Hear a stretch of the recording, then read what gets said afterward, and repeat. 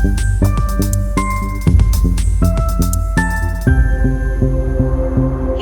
are you too padhaku like us who loves to learn new things and gain knowledge?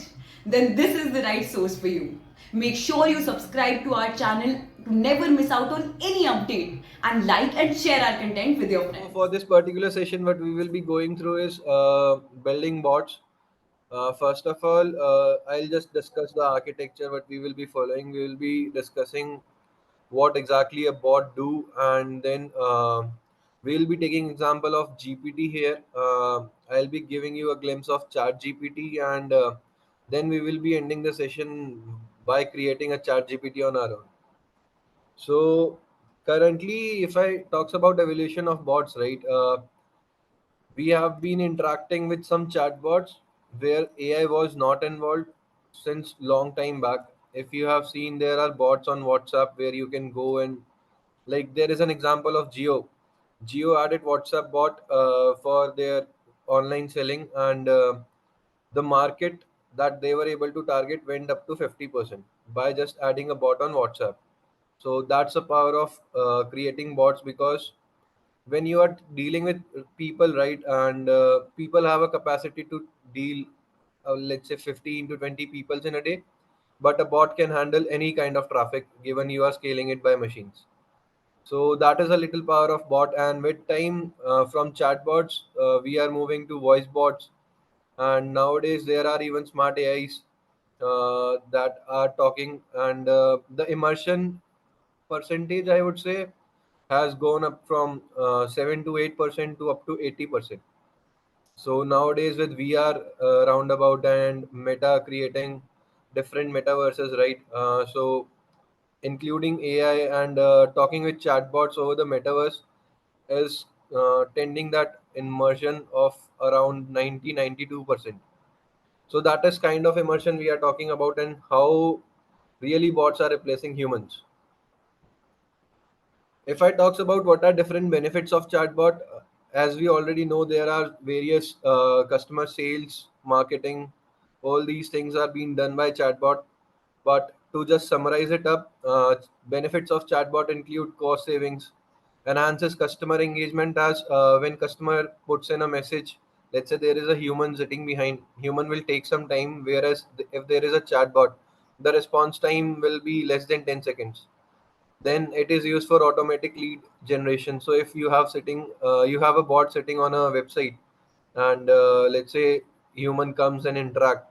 So if there is a human sitting behind that bot, interacting with the customer, potential customer, it will take some time, whereas if there is a bot, it will just have a basic conversation, and we can have a lead gen. Then there is contextual support to customers. Another major point that comes with benefits of chatbot is the performance can be measured. If you are talking about humans, right? Obviously, you can record all the conversations the human is having with the customer, but there are some parameters that cannot be measured. Whereas if you are using chatbot, you can easily compute the response time, the tonality of the chatbot, all those things. Plus, it saves time. It's industry agnostic. As you want, you can tweak the chatbot, and there are multiple uses of chatbot. Now let's dwell deeper in GPT. I am a little fast, I would say, because we will be spending more time on building the chatbot. But just to give you a glimpse, GPT is auto-regressive language model. So most of people have a confusion that GPT and Chat GPT are same. But GPT is actually a language model on which ChatGPT is built on. So ChatGPT is just an application of GPT. What GPT do is it's a pre-trained on large corpus of text model, and then it is fine-tuned for specific tasks such as translation, question answering, and chatbot capabilities. So if you see, right, ChatGPT is basically a chat completion part of GPT. There are various other applications of GPT that we will be discussing further also. For the importance, like, we have seen GPT-3 coming, GPT-4 coming, if you guys are following the trends. So with time, more and more tokens are being delved into GPT, and then it's getting better and better. with days and days. So if we see history of GPT, right? First of all, GPT-1 came because it was not having very good results. I guess most of us aren't aware of that. GPT-1 was released in 2018, but it contained 117 million parameters. And then GPT-2 came. GPT-2 was launched in 2019.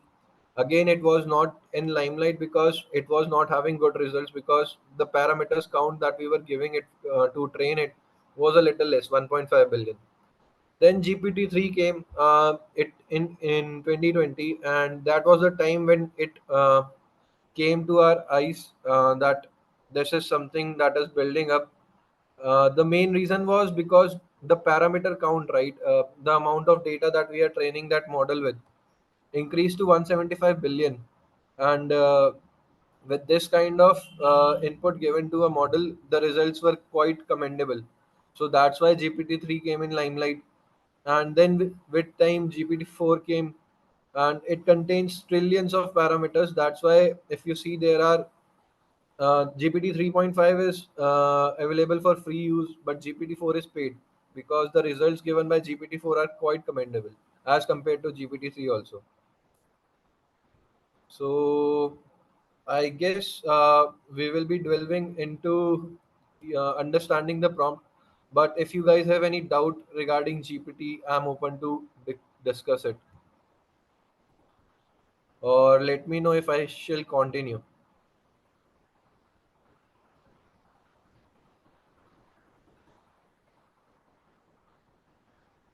Guys, can anyone respond? I don't want this session to be one-way conversation. No doubt, no questions. Me being from a non-tech background, uh, maybe like I missed or you might have already covered, but like how does it like is it possible that there would be more GPTs like GPT-5 or 6 and like how do they decide the number of parameters like there were around 175 billion and then they went to trillion suddenly. So is it like they are expanding exponentially or something, and how it is going to impact our work as well? So, Shivam rightly said, there are two things that I'd like to bring in limelight here. That is, one thing is when you are training a bot, right? The bot needs some computer or compute power, and there is a limited resource that is available. Even for training 1 trillion parameters, GPT has the company OpenAI has spent very good amount of money for training that large of a data set. And second thing is preparing that those parameters. So just saying that we are training GPT with trillion parameters do not means it's just some random data crap that is available over internet and we are just giving it to the computer. So since there is a huge cost involved, first of all we need to filter those parameters, and second thing is we need compute power. So with time, why these things have came up, because in 2018 it started with 117 million parameters, but like seeing the response and how it is performing, uh, people got to know that it has some potential, so we can just spend some more money. And as you all know, like open AI's CEO was Sam Altman. He has a past with Y Combinator, and he is having a good connections with various venture capitalists, right? So he was able to pull in some money, and then he went up training more and more parameters, spending more and more money on the compute power. So it's hard to I can comment on GPT-5 because GPT-5 is in research stage as of now, so it will be coming soon. But just saying that GPT-6, GPT-7 will be coming like iPhone 14, iPhone 15, it's Okay. hard to say because there are some limitations on the compute power, right? So that is one thing I can say. But GPT-5 is coming soon. Okay. One question from Muhammad Maheen. He is asking like ChatGPT is using GPT model. Does any other AI app like Claude or other AI app using the same GPT, or they have their own pre-trained model? I think answer is yes. They have their own pre-trained model, right? Yeah. So if you are saying if you are talking about cloud, right? So Claude is a different model in itself. It is being made for a different purpose. Claude was basically built by Anthropic for reading the documents, large documents.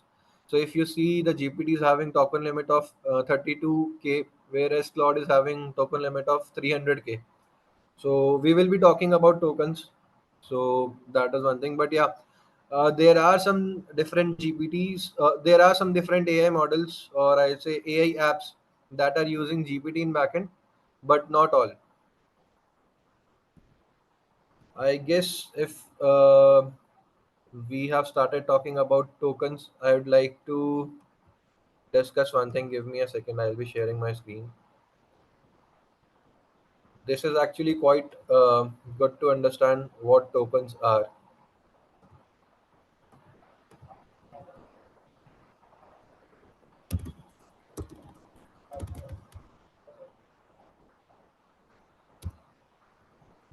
So, guys, I just briefly take 2 3 minutes explaining what tokens basically are in the world of LLMs. So, when we are writing something, let's say, "Hi, I am Piyush.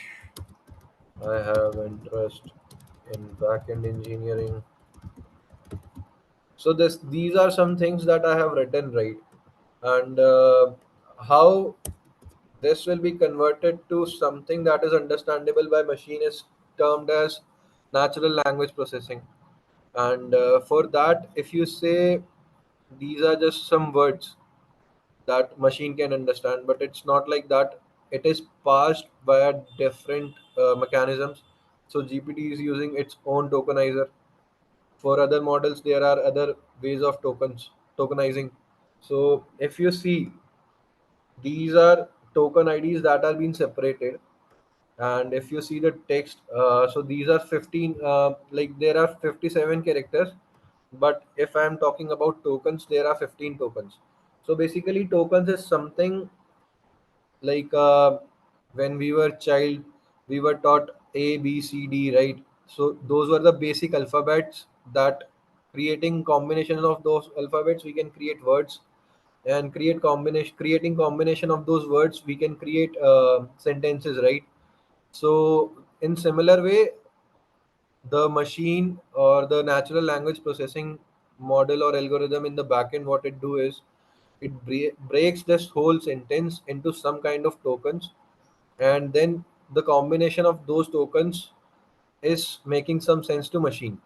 So it's just a way to understand our human language, and then machine deals with these tokens, and then machine generates tokens in return, and then again natural language processing comes in and converts those tokens back to human language. So if you see, in this sentence there are 57 characters, but tokens involved is 15. So there is actually a thumb rule also. If you are saying, let's say you are having some characters around 500, and you have to make a guess, you don't have a tokenizer which can calculate tokens for you, you can take a rough estimation that one token will be equivalent to 4 characters. That's a rough estimate. You can see here also, if I am just increasing words here. I have interest in backend. I did my major in computer science from IIT Jodhpur. So if you see also, like for 30 tokens, there are 110 characters. Somewhere around the ratio is 1 to 4. So that is something to remember. Now coming back to,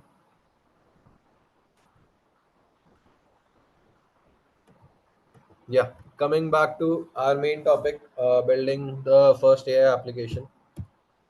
So now we will be understanding the prompt. I guess all of you must be knowing, if you are dealing some things in AI, or let's just delve into what prompt is. So prompt is a way. So as the whole diagram is showing this, so there is some language model. In this case, we are talking about GPT.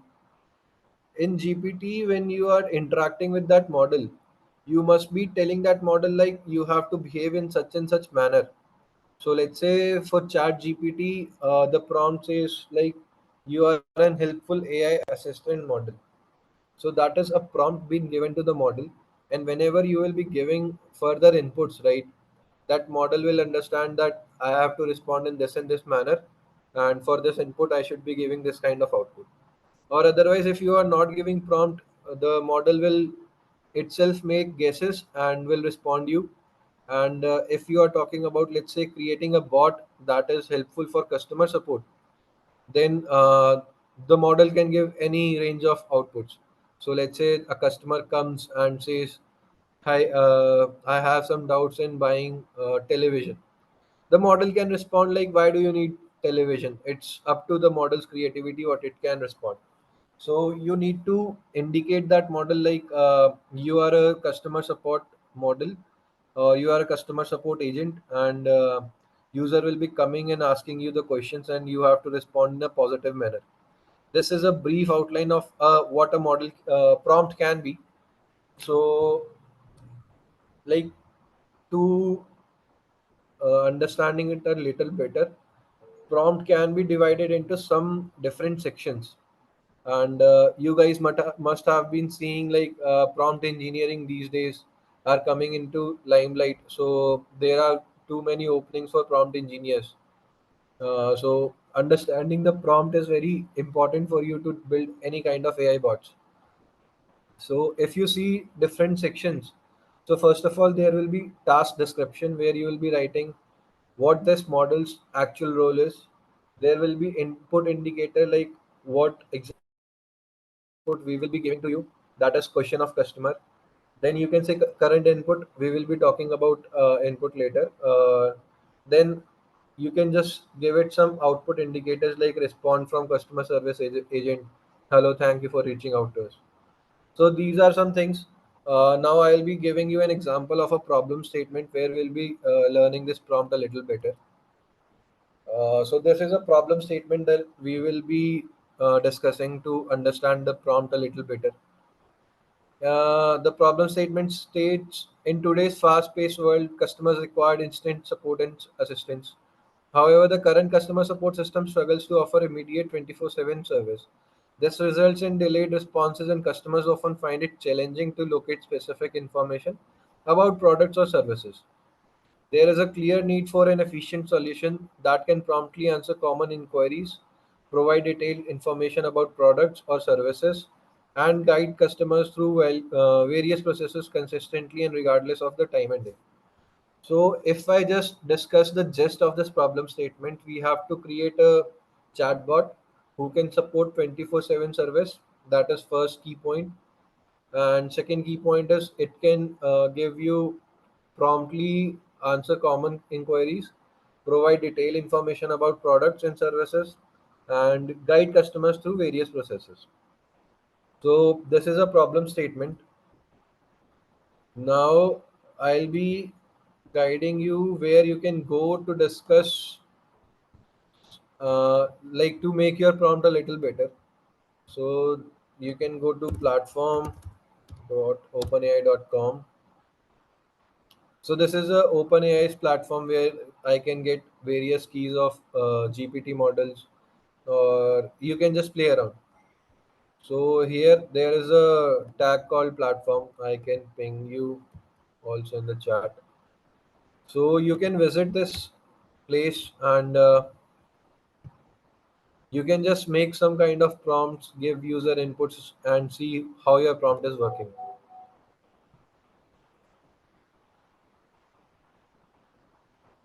Yeah, sorry guys. So I'll be pasting one prompt here for you. First, let's take this.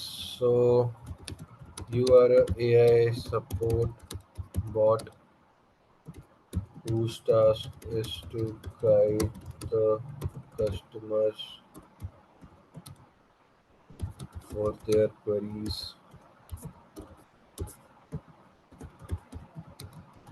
You should be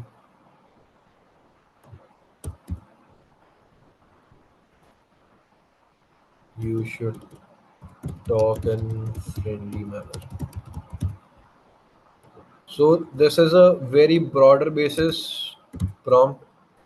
Let's see if user mentions, "Hey, I have a problem with my smartphone. What should I do?"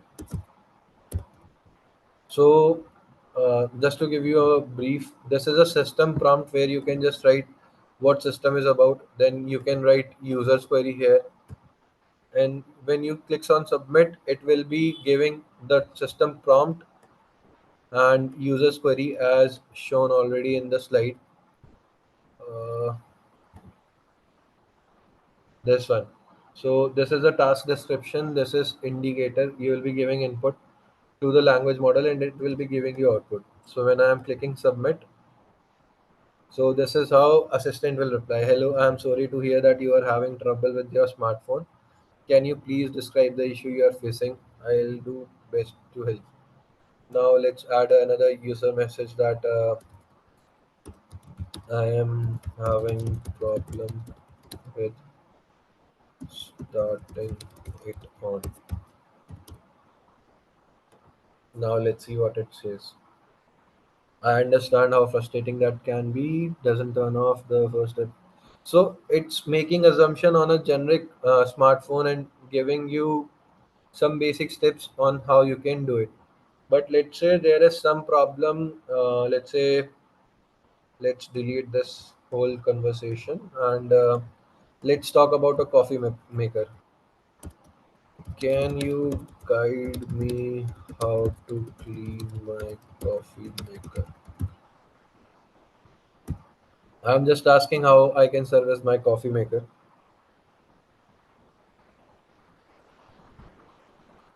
See, it's stating some things based on its own knowledge because I haven't mentioned that for this kind of query, how you should respond.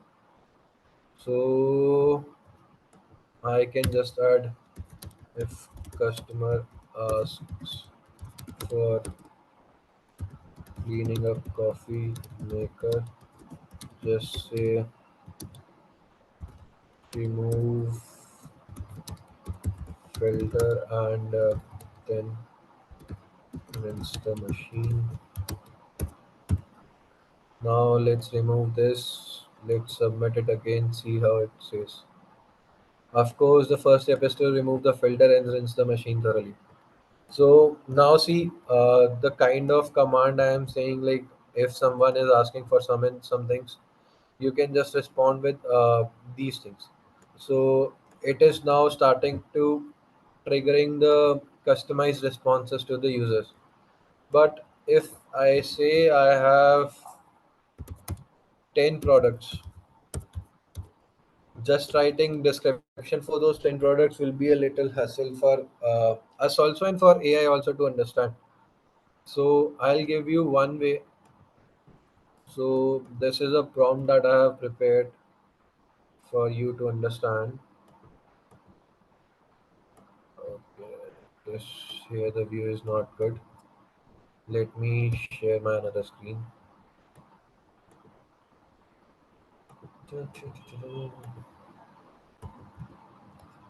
Yeah, let me know if my screen is visible. Yeah, like this. So here, if you see, there is a structure that I have created. And what I am doing here is I am having customer support for three products: smartphone, coffee maker, and running shoes.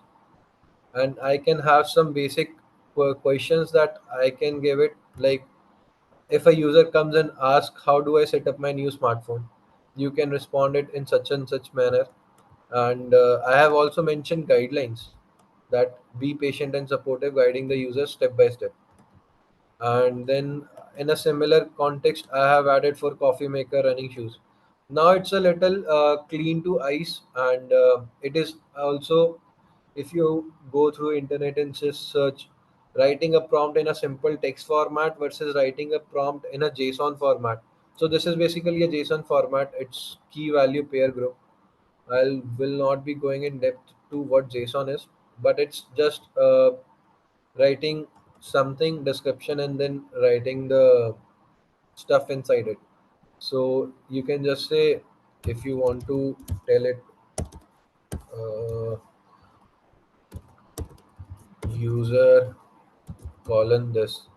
So it's just a simple pairing of this, nothing as such complex, I would say. But yeah, this is something you should be keeping in your mind, like writing the text and writing the prompt in JSON. JSON makes it more effective, and you can tweak it a little better as compared to text. So now when I'll be using this prompt and cleaning the queries, let's say what it gives now.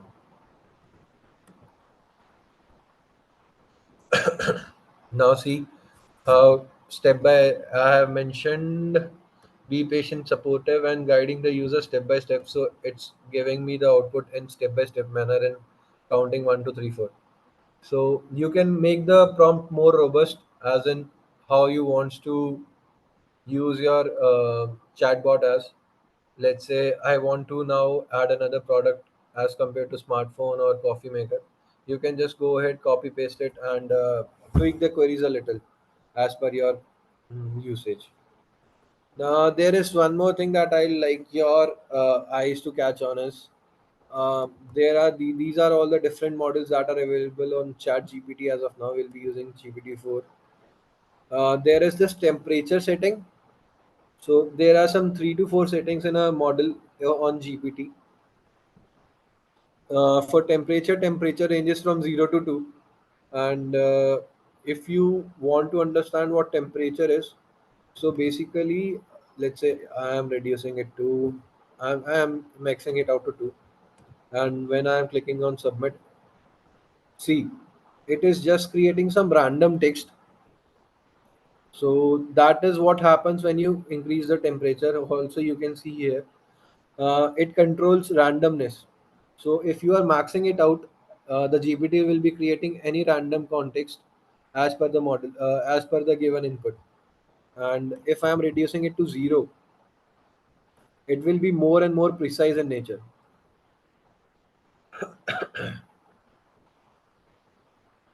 See, so you have to play a little around on how your prompt is and how you want your assistant to respond. So if I take example, if you want your prompt to be a creative content writer, you can just increase the temperature a little above 1. The ideal setting of temperature is 1, but if you want it to be more creative, you can just Piyush, you haven't increase it. shared your entire screen. Pardon? Oh, I forgot to change. We Sorry, can't sorry. see another screen. Yeah. Yeah, yeah. Sorry, sorry, guys. Sorry. Is it visible now? Yes. Yeah. I'll just repeat what I was saying. So I was talking about different settings of GPT. You can go to the playground and see there are 3 to 4 settings: temperature, max length, top P, frequency penalty, and presence penalty. Understanding frequency penalty and presence penalty is not too important when you are just beginning with it. And the main thing that is important for you is handling with temperature. So I was stating temperature can range from 0 to 2, and keeping it at 1 is an ideal condition. But if you want your bot to be more precise, you can make it a little 10 to 0. And let's say if you have a use case where you want your bot, let's say for a creative marketing content creator or something of that sort that needs a little creativity, you can increase that from 1 to 1.2, 1.3, but not above than that. So if I'm just saying it there, and let's say I says with my laptop, I haven't mentioned laptop in the prompt as of now, but let's say what it gives us.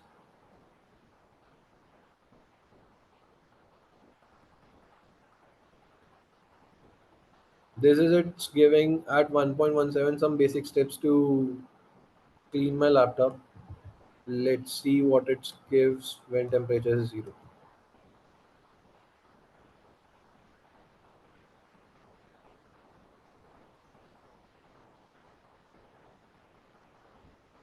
I guess it's creating something on same line. So like ideal range for temperature is it should be less than 1.3, but if you are increasing it above than 1.7, it's a little it will start giving you some rubbish, as you can see here.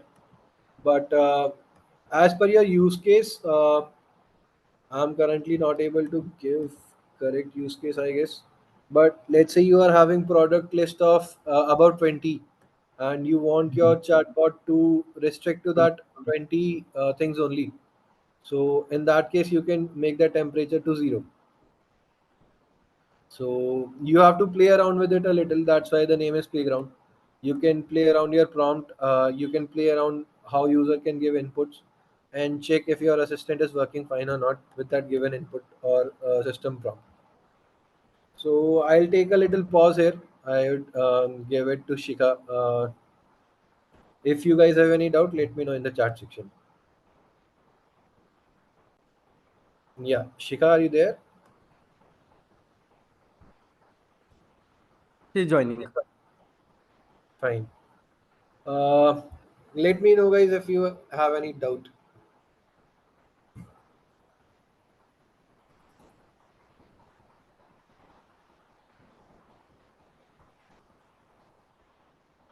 I would recommend you guys to go to this link, the playground one, and try some things on your own because it will help you understand how prompt is working. Hi, Piyush, I have a question. Yeah, Justin. You said so the ideal range for temperature setting is less than 1.73. What will happen if you go beyond that? Because when we are increasing the temperature, the result will be precise, no? So why we can't able to increase more than 1.73? What will be the effect of it? Yeah, as I've already shown to you, if so, you are saying what is the purpose of keeping it one above 1.7? No, if I increase above 1.73, you said its ideal range of temperature should be less than 1.73, right? It should be less than 1.3. 1.3, okay. Yeah. Anything. If I'm going above the range, what Uh-huh. what will happen? Because as a logically, if you are increasing the temperature, we will get the result precisely, right? No, I guess you misunderstood it. So Oh, okay. decreasing the temperature makes it more precise. Okay. Increasing Okay. the temperature makes it more random. Oh, I'm sorry. I misunderstood. Okay. Thanks. Yeah. So just to show you again, if you will go and increase the temperature, now currently it's set to 1.73, Mm. and when I am asking for a query, see, it will just create some random text. This is a random, completely random text, right? Yeah. So that's what happens. Great. Great. Thank you. Thank you. Yeah.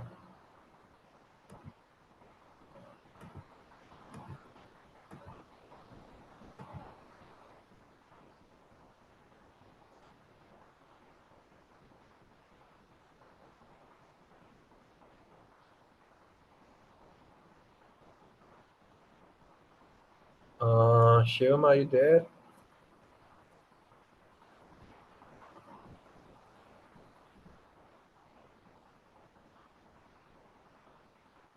Yeah, I guess Shika is back. Thank you so much, Piyush. Now, since I'll be beginning again, a quick feedback from everyone, guys. How has the workshop been so far? We've not started with building the app actually, it was just an introduction to how you can go ahead and build the app, what is generative AI in all, right? In depth knowledge of the field. Now, post this break, we'll be starting with building your app, right? And then you can probably host it and probably move further with adding your own features. But before that, how has the workshop been so far? Everyone, a quick, feedback from you. Okay, interesting, Anup says. Anything else? Just a 5 minutes, sort of an icebreaker, and then you can start again. It's a good conversational workshop. Yeah, that is something I just saw. I think the conversation that has been going so far has been pretty informative for me as well. Good introduction for playground. Okay. And Dhananjay, thank you for switching on your camera, which reminds me that, guys, can all of you switch on your videos? Can all of us switch on our videos? We'll have a quick screenshot of whoever is here right now. We'll have a quick screenshot of this meeting. I think this is something that we can go ahead with. It's something that we can post on our social media handles as well. So this, as it starts as our first actual, actual interactive sessions with the audiences, this sort of should encourage us more in the later run. So yeah, okay, I can see a lot many people. Let me try switching the views. I can see a lot many people switching on their cameras. There is Aditya, there is Sarvesh, Janaki. Okay. Hi, Ranjani. Okay, can we have more people switching on their cameras, please? Quick camera switching on. We can have a quick video for this. Shivam, are you around? Can we have a quick screenshot of this? I think there are a lot more people that are still switching on. Meanwhile, I'm taking a quick feedback as well. Okay. Justin says a good game in OpenAI Playground. Anil says workshop is informative, liked it. Okay. Informative so far. It should be experimental in the second half. Ruba says, yeah, familiarity with few basics or requisites. Yes, this is what we have covered so far. What in depth we'll be delving into the building part will be next. Okay. Can we have more people switching on their cameras? Come on, Suhana, Palak, Yash, Amit, Abhishek, Pushpa. We have a lot many people. Why are we not switching on the cameras? Okay. I am yet to get a lot many people here. Also, just another question, guys. How many of us are working professionals here? If you could raise your hands. I think there is a reaction segment here wherein you can quickly go and raise your hands as well. Like I've just raised my hand. How many people here are working professionals and how many are students? Okay, how many are working professionals? This is why we're raising hands. So we have 4 people who have raised their hands for working professional. Any more working professionals here? Okay, 4 of us. I think what I'm concluding is that the rest of us are students here. ठीक है. Noted, guys. And I think we've got a quick screenshot as well, but would have been better if we could get more people switching on their cameras. Either ways, we've got a lot many of them already. Thank you so much. Shivam, would you be able to take a quick screenshot? Thank you so much. ठीक है. Done, guys. I'll quickly hand over the session to Piyush again. But before that, I'll share the link for our YouTube channel, wherein you'll be able to find all of these resources. In fact, we have a video of Piyush itself on introduction to SQL. So this is the first video that we made for everyone. You can go check out our YouTube channel. And I'd request everyone to go ahead and subscribe to it because we'll be posting content for the same. Plus, we're trying to reach out to more followers. That would be a pretty honest request, right? So this is why I'm asking all of you who are here right now to go ahead, subscribe to the YouTube channel, and that should help us or encourage more to post content relevant to you, right? Here is the link for the same in the chat section itself, everyone. So you'll be able to find videos for SQL, Excel. In fact, these are the workshops that we'll be going ahead with next. You'll be getting the link in the WhatsApp group itself. Plus, you'll be going ahead and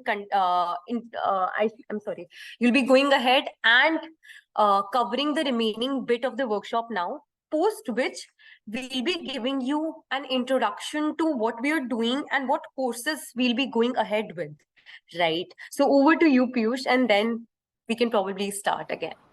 Thank you so Thanks, much. Shika. Thanks. I guess you have pumped up the crowd. I'll say thanks for that. So yeah, now we'll be starting with section 2 of our main thing, that is building the main chatbot. So I'll be sharing my screen. Won't be making that mistake again. So let me know if my screen is visible. Yes. Yeah, thanks. I know you might have seen that it's a no-code application, but here I'll be using a little bit of Python.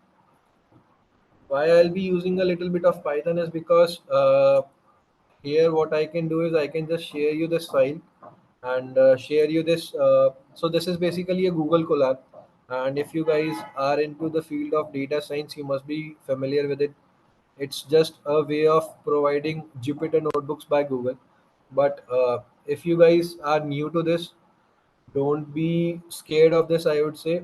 Just go with me as of now, and I'll be sharing a file with you. You can just go and interact with the chatbot, and just stay with me for some time. I'll be giving you in some insights. So your main purpose of attending this is to get insights of how you can build the chatbots, correct? So I'll be driving you through all the process that I have used, and then we will be going through and playing through the bot that we have created. So just stay with me, understand the basic things. You don't need to remember the syntax, but the main flow is the important thing that we will be going through here. So here we are using three main packages of Python, that is Streamlit, OpenAI, and Streamlit Chat.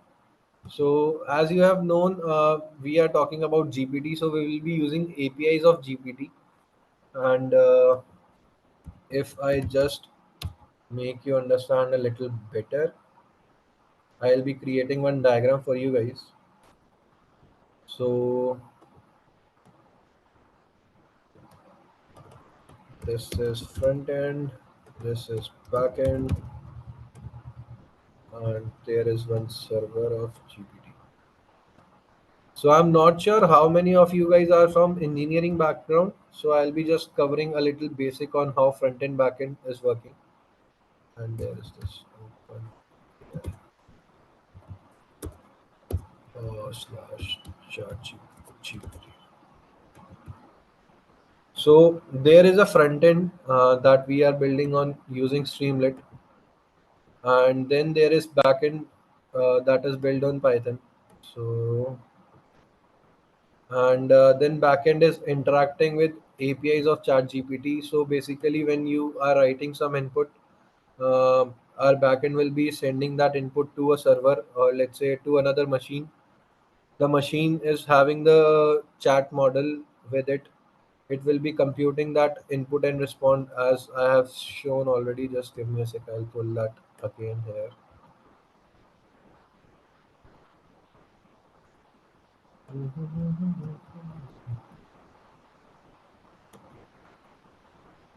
So just keep this figure in mind, right? You are having a prompt, you are having a language model, and you are having completion. So to understand it a little better, you can say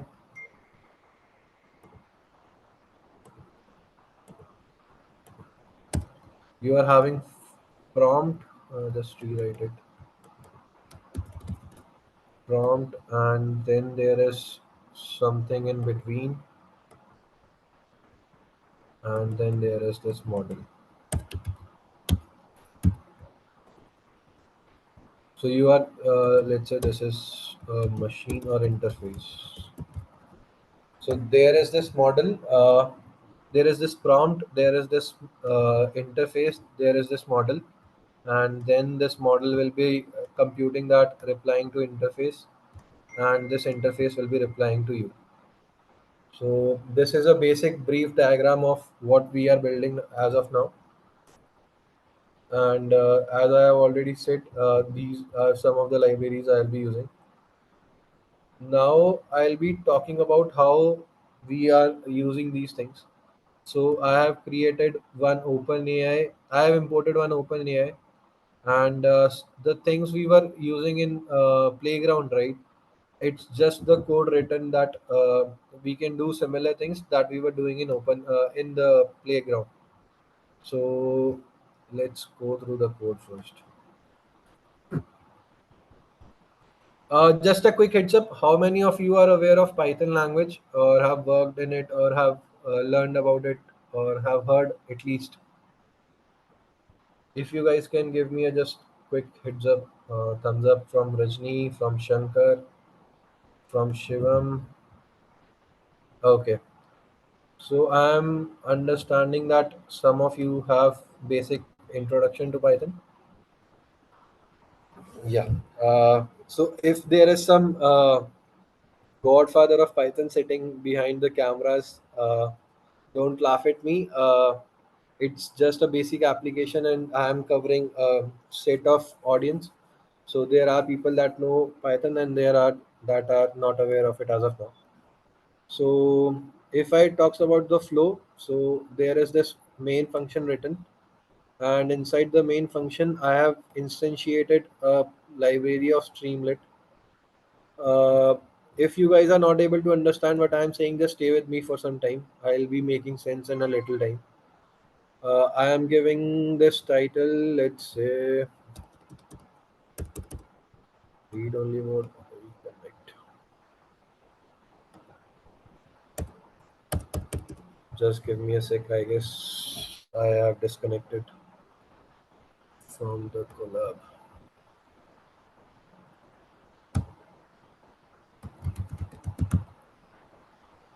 Yeah, it's back.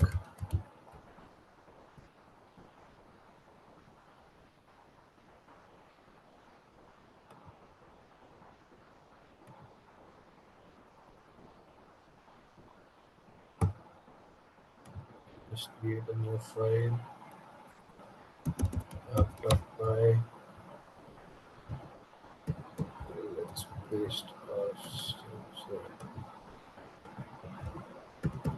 Yeah, so now we will be going through the code flow.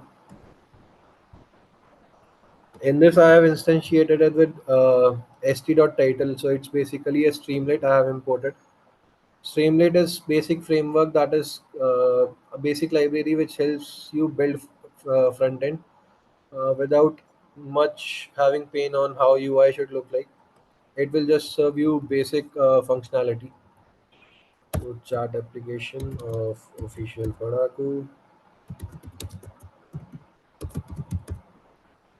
This application uses we are using GPT-4 to generate text responses. I'd say to generate to help students learn. And let's say this we are making. So this is a subheader that we'll be using. That is, I'm just indicating Streamlit. And now there is one thing I forgot to discuss, I guess.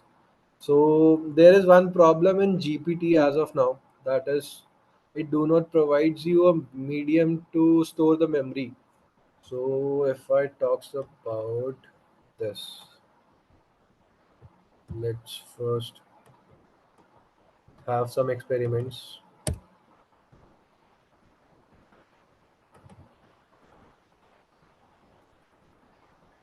Uh,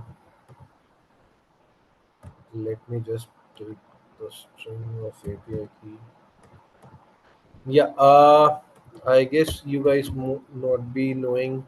So this is an API key that you can go and take from the same link that I have shared earlier, platform.openai.com.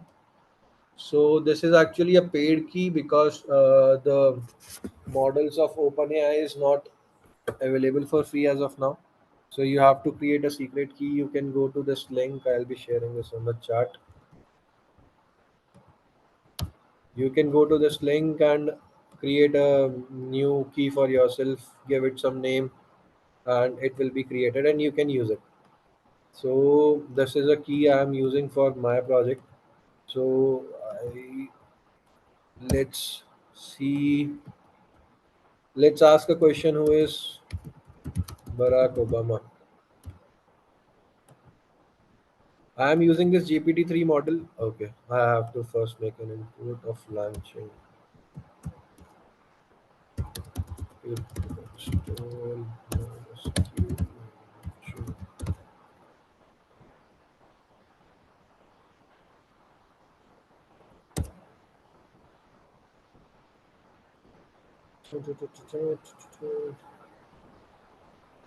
Yeah. So I am using OpenAI and I am seeing who is Barack Obama, and then I am talking about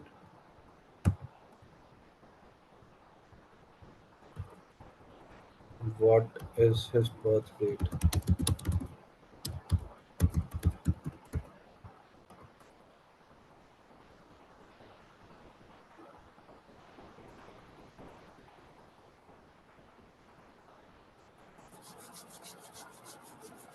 It's running in the background, so just give it a second.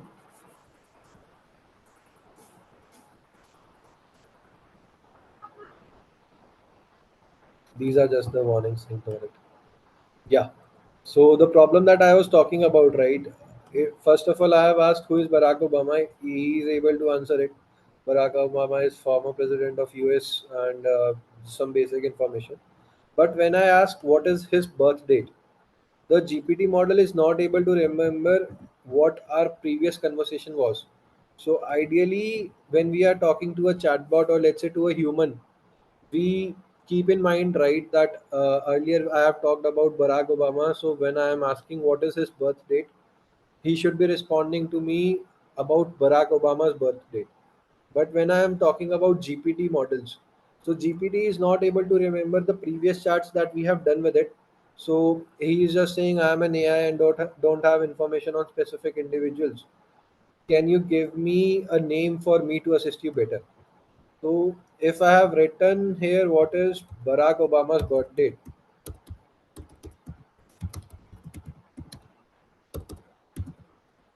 so GPT would be able to give me the reply. See, Barack Obama's birth date is. So he was not able to remember we what all conversations we were having previously. So this is the memory management problem that is with GPT. So to resolve that, what we will be using is there is a session state. So we will be initializing a parameter in the Streamlit itself, stating conversation history, and we will be storing all those things. So this is one place that we have for writing the prompts. As you have seen in the playground, there was a system tagline, right? Just let me get you back. So this system thing, you can write it here under the role system content. So I'll be writing a basic prompt. So you are a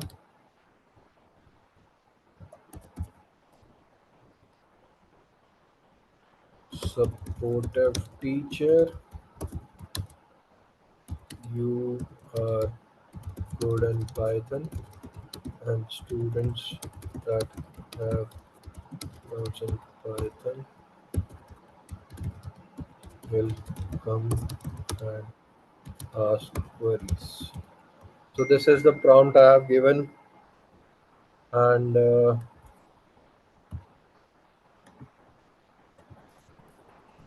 is the problem?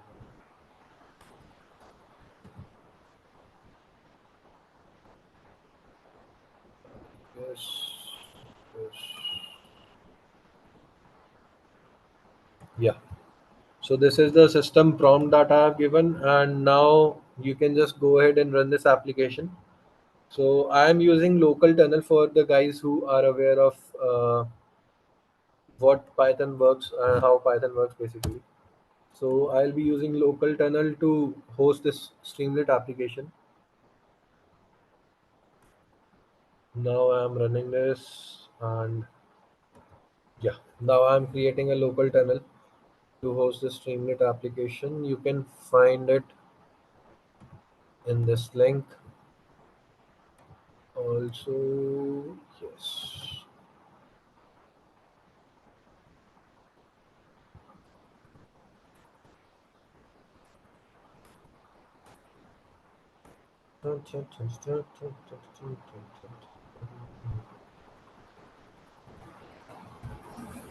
Yeah, so this is the first application that we have built. You can just tweak these things a little. I'll be sharing this.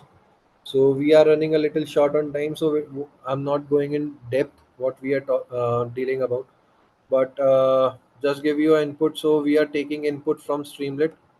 So you can see here I have mentioned you, and there is this text input where you can write the stuff, and then we are storing it in the session stage, and then we are basically calling this function GPT response, where we will be passing what all things that user have interacted with so far. And then there is this client that I have instantiated using OpenAI, serving my API key, and it will be basically making the calls I have already discussed. So this Python script is this interface, and then this model is basically OpenAI. So it's making calls. All those functions are written in this library, so I don't have to worry about. And then I'll be just pushing in the message, and I'll be getting the response. So if you see, I'm sending the text. Hi, how are you? Do you know Python?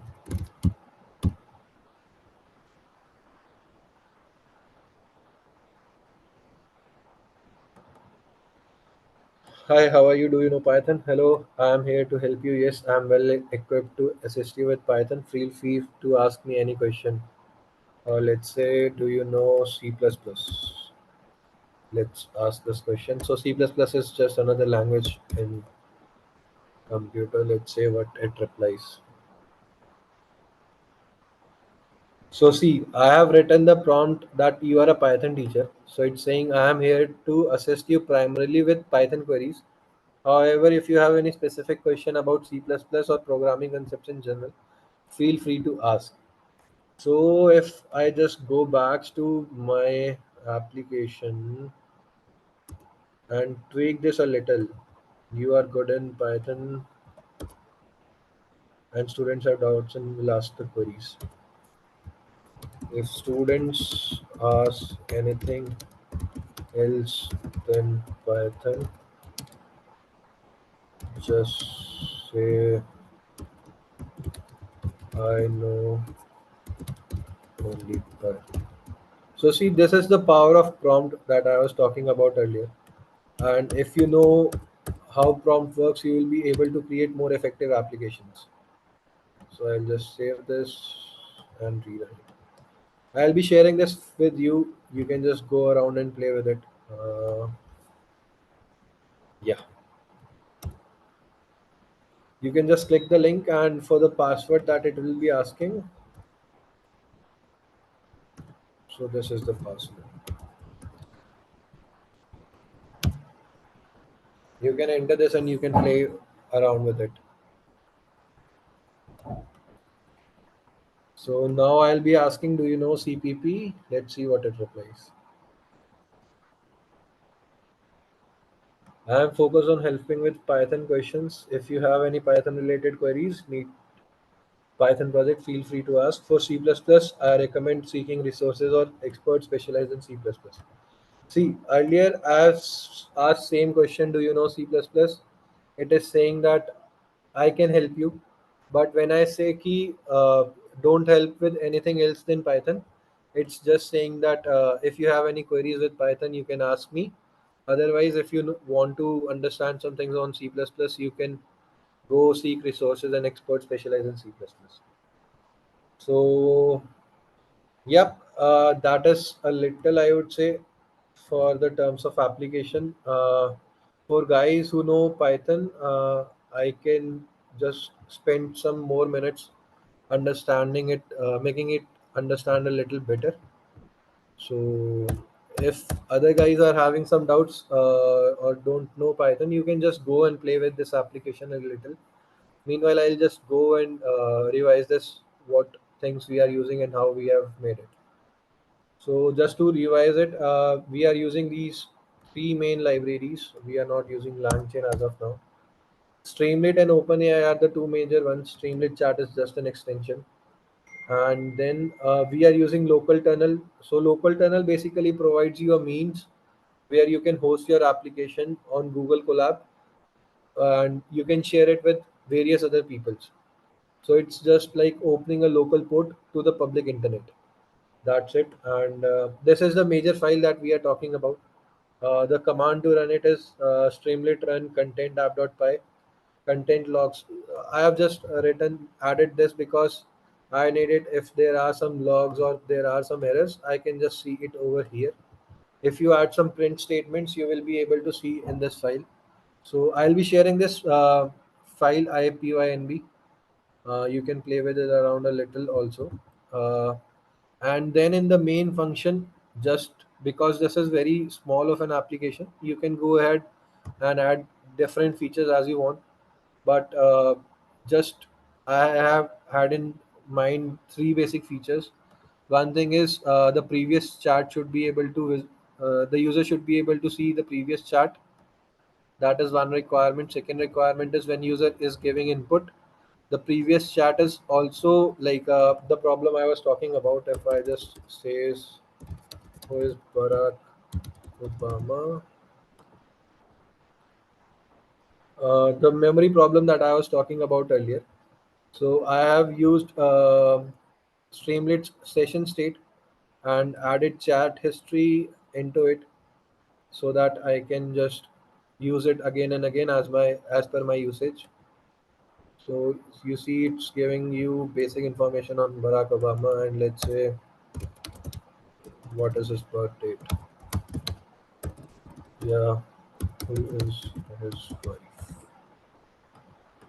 Now see, he will be able to reply me because that memory problem GPT was not able to solve it, but I have used Streamlit session to solve it. So Barack Obama's wife is Michelle Obama.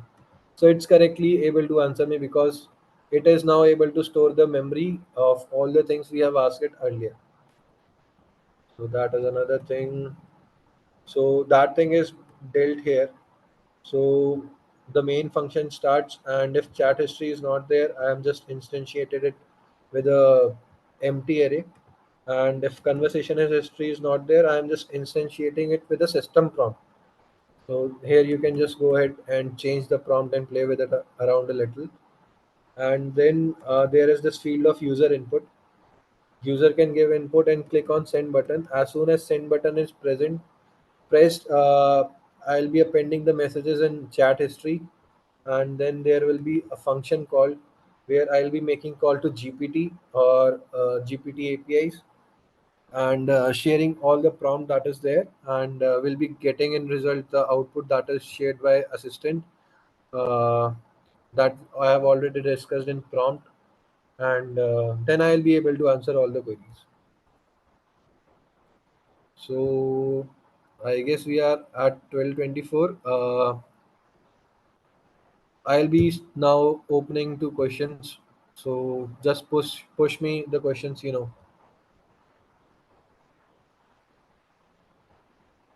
Can we integrate it with Facebook pages? Yeah, definitely. You can go ahead and integrate with Facebook pages. You just need a interface between Facebook and this application. So you can integrate it anywhere if you want. And if you want a chatbot on your website, let's say you are an e-commerce platform, you want a chatbot for your website, you can also explore crisp.chat. So it will just give you a front end interface, as currently we are using Streamlit. For the back end, you can create your own prompts. You can use this Python script. I guess I sent it to Justin only. Sorry, Justin. It was meant to be for everyone. Crisp.chat.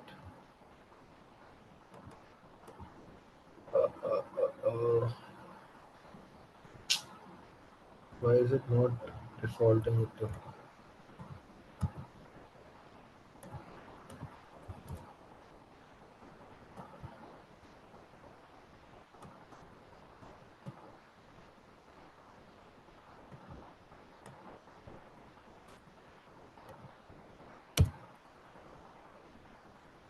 I mean, I don't want to create this UI. I just want when someone message on Facebook page, it should reply as per my rules of GPT Lab. So MD Maheen, for that, you have to explore a little on Facebook APIs. That is definitely doable. There are some Facebook bots in place. So you have to integrate those APIs whenever.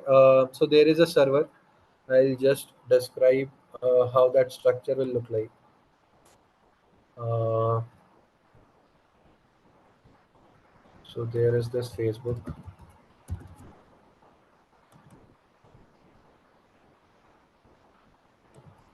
Let's say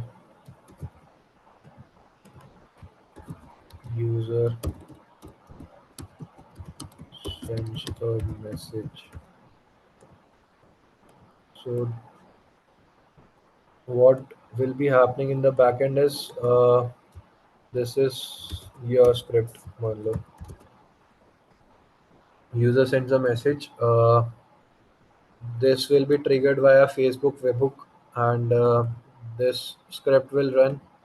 It will just create what output should be and will return it back to Facebook. And this will be done via an API of Facebook. So you will need some specific domain related information about Facebook, but yeah, it is doable. Can we integrate more languages in this AI module like Java and Kotlin? Yeah, definitely, bro. You just because GPT is trained with different parameters and it has a basic understanding of various languages. What you need to do is basically go ahead and Python. I can just write it Python, Java, and Kotlin.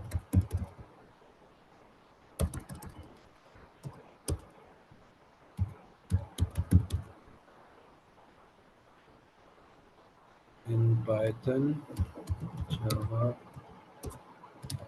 Kotlin.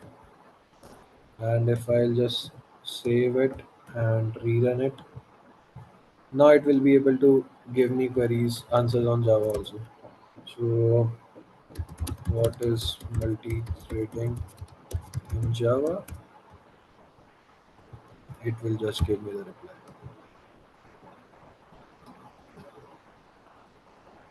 Is there any limit on previous chat view?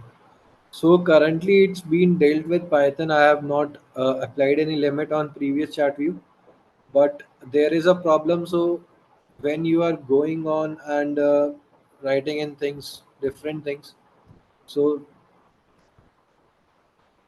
there is a possibility that you gets out of token limit. So as I have discussed, there are tokens that are there, and GPT as of now supports only.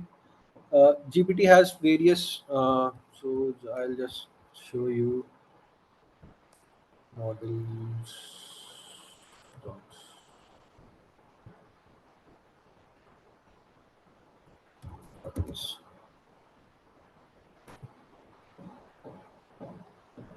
So if you see, yeah, there is a limit on token count. So if you are keeping that window or previous messages window a little large, so there is a possibility you might hit this token limit. So ideally I should be setting it, but as of now for this tutorial I haven't set it up. But there should be limit based on tokens, and using a token in API is not possible. So you can just make an approximation that let's say there you can count the characters and users messages, right? So just divide it by 4 and you will get a rough count of tokens. That way you can apply those hard limits on your side.